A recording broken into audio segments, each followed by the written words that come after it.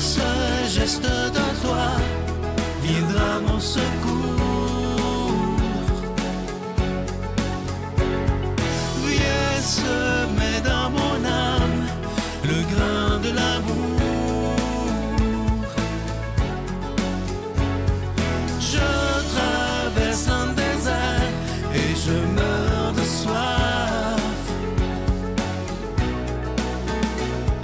Montre-moi le mystère qui garde la foi. Bonjour, bienvenue à votre émission La Victoire de l'amour en ce beau samedi. J'aime toujours les samedis, je pense que c'est ma journée préférée de la semaine. On rejoint tout de suite avec sa chronique comme à tous les samedis, Stéphane Roy. Et l'homélie sera par le Père Gauthier.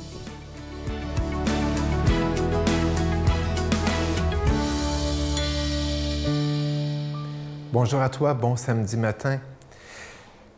Tu sais, on est toujours avec Zundel et sa fameuse citation, si profonde. Il y a la même distance entre nous-mêmes et nous-mêmes qu'entre nous-mêmes et Dieu, qui est le seul chemin de nous-mêmes à nous-mêmes. Eh bien, si tu me permets, je veux revenir sur un mot dont je t'ai déjà parlé, auquel je reviendrai sans doute dans des semaines, des mois qui vont suivre, parce que c'est un thème si important. Il s'agit de la passion de Dieu, le mot « nous-mêmes ». Eh bien, nous-mêmes, c'est qui? Eh bien, la réponse simple serait « c'est toi ». C'est toi. Nous, c'est qui? Nous-mêmes, c'est toi, dans cette citation-là. C'est-à-dire ce « je » que tu es capable de dire quand tu dis « je veux »,« j'aime ». Eh bien, ce « je » que tu es capable de dire devant un tu. Le tu que tu aimes, que tu interpelles, que tu regardes. Pour Zundel, ce je, c'est toi, mais oh, dans toute ta dignité de personne humaine. Ce je, c'est toi, dans toute ta dignité de personne humaine. Dans ton inviolabilité, un mot qu'il aime tant utiliser. Parce que toi, ton je, ton nous-mêmes, c'est le royaume de Dieu. Point d'exclamation. Et oui. Pour Zundel, la grande révélation, une des grandes révélations chrétiennes, c'est que tu es porteur du royaume de Dieu. Tu es le royaume de Dieu, avec toutes ses possibilités. Et il est dans la droite ligne de Jésus qui nous dit « Le royaume de Dieu est au-dedans de vous. » Nous-mêmes, c'est donc toi, c'est donc moi. C'est chaque personne qui forme l'humanité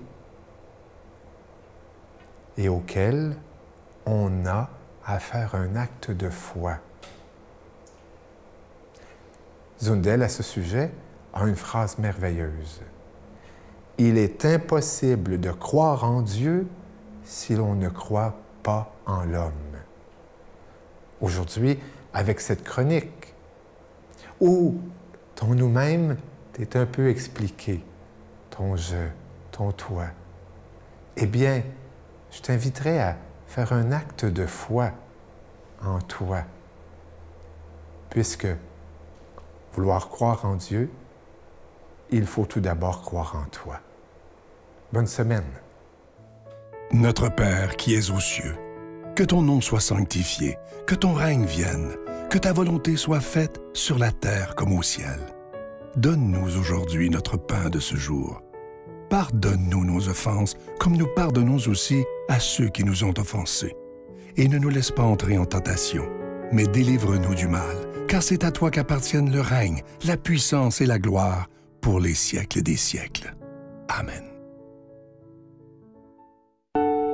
Je continuerai à croire, même si tout le monde perd espoir. Je continuerai à aimer, même si les autres parlent de haine. Je continuerai à construire, même si les autres détruisent. Je continuerai à parler de paix, même au milieu d'une guerre. Je dessinerai des sourires sur des visages en larmes et je tendrai les bras à ceux qui se sentent épuisés. Oui, je continuerai à croire. Encore une fois, je vous parle de mon tout nouveau livre qui s'intitule « Les anges tels que présentés dans la Bible ». Il est tout nouveau, tout chaud. J'y ai mis tout mon cœur et je suis certain qu'il va vous plaire. Vous allez surtout apprendre beaucoup de choses parce que vous savez qu'il y a eu des centaines de livres qui ont été écrits sur les anges et parfois on se dit c'est tellement ésotérique, on ne sait pas où ils ont pris ça. Mais vous savez que les anges, la source historique, c'est vraiment dans la Bible. C'est pas ailleurs, là. C'est vraiment dans la Bible. Alors, vous allez apprendre beaucoup de choses. Il est très facile à lire, évidemment. Vous connaissez mon style. Et comme je vous disais, il est écrit en gros caractères. Vous le recevrez avec un don de 25 $ et si vous en voulez deux, avec un don de 40 $. Je vous donne l'adresse. La Victoire de l'Amour, case postale 120, succursale Boucherville à Boucherville. Le J4B 5E6, je vous la redonne. La Victoire de l'Amour, case postale 120, succursale Boucherville à Boucherville. Le J4B 5E6, également par téléphone, par carte de crédit du lundi au vendredi, de 8h30 à 16h30 dans le 514-523-4433, 523-4433 ou sans frais le 1-888-811-9291, 1-888-811-9291 et aussi sur notre site Internet qui est une façon très rapide, sécuritaire et efficace de faire votre don. C'est le www.lavictoiredelamour.org. Et je vous rappelle, le cadeau du mois d'octobre, Les anges tels que présentés dans la Bible, c'est mon tout nouveau livre et je vous rappelle qu'il est très, très facile à lire. Merci de tout cœur de ce que vous ferez pour la Victoire de l'amour parce que vous savez que sans vous, cette émission, elle n'existerait pas. Merci d'être des protecteurs de la foi, comme je vous dis souvent, mais aussi et surtout des défenseurs de la foi.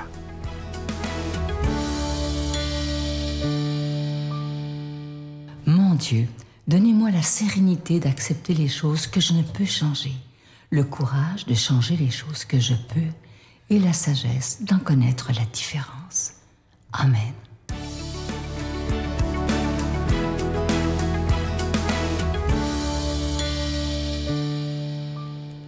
Bonjour chers frères et sœurs. L'évangile qui nous est proposé aujourd'hui est l'évangile selon saint Luc au chapitre 13, versets 1 à 9. À ce moment survinrent des gens qui lui rapportèrent l'affaire des Galiléens dont Pilate avait mêlé le sang à celui de leur sacrifice. Il leur répondit, « Pensez-vous que ces Galiléens étaient plus grands pécheurs que tous les autres Galiléens pour avoir subi un tel sort? Non, je vous le dis.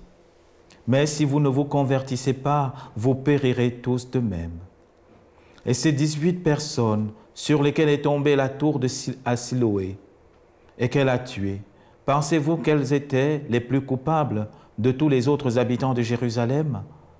Non, je vous le dis. Mais si vous ne vous convertissez pas, vous périrez tous de la même manière. Et il leur dit cette parabole. Un homme avait un figuier planté dans sa vigne. Il vint y chercher du fruit et n'en trouva pas. Il dit alors au vigneron, « Voilà 3 ans que je viens chercher du fruit sur ce figuier et je n'en trouve pas. Coupez-le. Pourquoi faut-il encore qu'il épuise la terre? » Mais l'autre lui répond, « Maître, laisse-le encore cette année, le temps que je bêche tout autour et que je mette du fumier. Peut-être donnera-t-il du fruit à l'avenir, sinon tu le couperas. » Ah, frères et sœurs, dans cet évangile, on voit Jésus qui essaie déjà de déconstruire dans notre esprit, n'est-ce pas, cette causalité que nous avons face aux événements de la vie, cette causalité un peu fataliste que nous avons. Si telle chose est arrivée, c'est parce qu'on a fait telle chose en fait. Ou alors, si tel malheur nous a frappés, c'est parce qu'on a péché ou nos grands-parents ont péché. Attention, Jésus nous dit que notre vie parfois n'est pas dans la continuité, n'est-ce pas, des choses que nous avons faites quand nous étions enfants, ou le malheur qui nous arrive maintenant n'est pas une suite logique des actes des membres de nos familles ou de nous-mêmes. Mais la grande question dans cet évangile, c'est la conversion. Jésus s'adresse à ce peuple, quand est-ce que vous allez vous convertir? Et vous savez que la conversion, en fait, c'est cette transformation pour laisser la place de Dieu dans nos cœurs, pour laisser l'amour de Dieu venir prendre place dans nos cœurs. Et en regardant la conversion ainsi, frères et sœurs, nous sommes toujours amenés à nous convertir. Car personne, moi-même qui vous prêche, et nul sur terre ne peut dire que son cœur est assez ouvert pour aimer comme Dieu. Alors la conversion va devoir s'enraciner dans le quotidien, dans notre vie quotidienne, c'est-à-dire permettre à ce que mes gestes, mes paroles, mes attitudes puissent refléter l'amour et la miséricorde de Dieu. L'amour et la grandeur de Dieu dans mon quotidien. Et c'est ça la chose la plus difficile.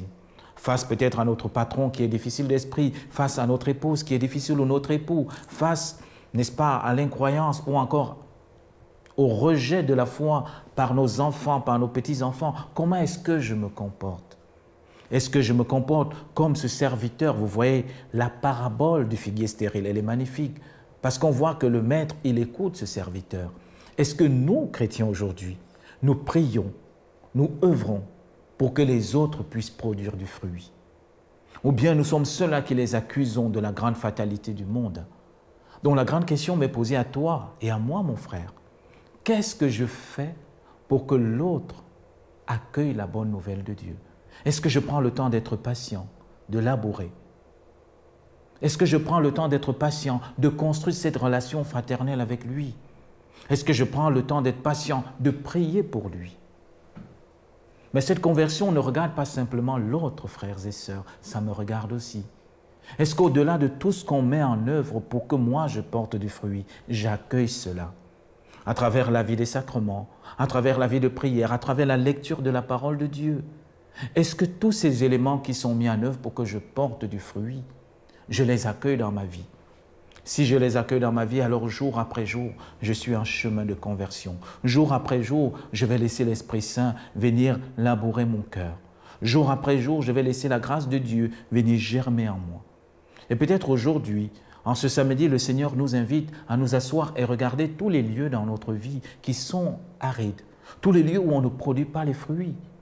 Naturellement, vous allez me dire, mais quels sont les fruits que nous devons produire? Alors je vous renvoie à l'Épître aux Galates, chapitre 5, verset 22, les fruits de l'Esprit Saint, les fruits que doivent porter tout chrétien, la paix, la bienveillance, l'amour, l'union, et tant de fruits que nous devons porter. Alors c'est à vous, à moi. Si nous ne portons pas ces fruits, demandons la grâce à Dieu d'envoyer des gens, d'envoyer l'Esprit Saint venir labourer notre cœur pour que nous puissions porter ces fruits et que vous et moi, nous devenions des hommes de paix, d'amour et de joie. Alors, frères et sœurs, en accueillant cet évangile aujourd'hui, demandons la grâce à Dieu Tout-Puissant de nous bénir, de nous fortifier et de nous solidifier. Au nom du Père et du Fils et du Saint-Esprit. Amen. Je vous salue Marie, pleine de grâce. Le Seigneur est avec vous. Vous êtes bénie entre toutes les femmes, et Jésus, le fruit de vos entrailles, est béni. Sainte Marie, Mère de Dieu, priez pour nous pécheurs, maintenant et à l'heure de notre mort. Amen.